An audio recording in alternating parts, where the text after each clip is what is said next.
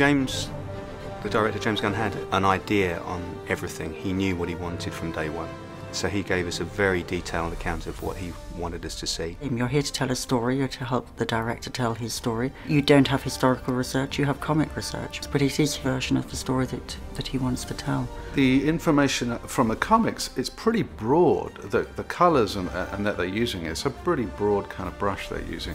We had to tone it down and home it into a really big visual way. When we were manufacturing things, we had to think of fixing and ways of holding things together that weren't from this Earth. So trying to get a different look for each planet was quite tough. Ay, mierda. Mira, si matar a Ronan es tu único propósito, no creo que esta sea la mejor manera. Tú no eres el hombre al que esta fulana intentó matar. Tampoco es la primera mujer que intenta acabar conmigo. James wanted everything to look grounded, as if it was actually believable within its world. If you're going to put a gun on a character, it's just a gun belt, you know, a belt and a holster.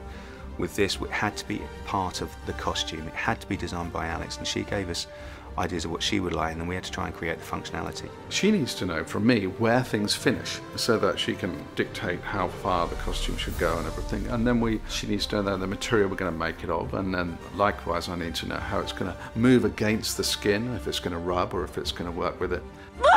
Idiota, deberías haber aprendido. No aprendo. Es uno de mis defectos. I tend to do mood boards, which are big collage boards of any idea, any reference that I feel has to do with a character or a point in the story. We were working together in a much more clear, way than we ever have, in a much closer way, because we needed to make sure that there were absolutely no clashes with the materials we were using, with the materials that costume and hair and makeup are using as well. Everything had to kind of work in a reasonable way. We had more freedom because they're not so well known. But it's like doing Thor for the first time. You know, that was the first time that had been taken to film. So it's about how to move them from the printed page into real.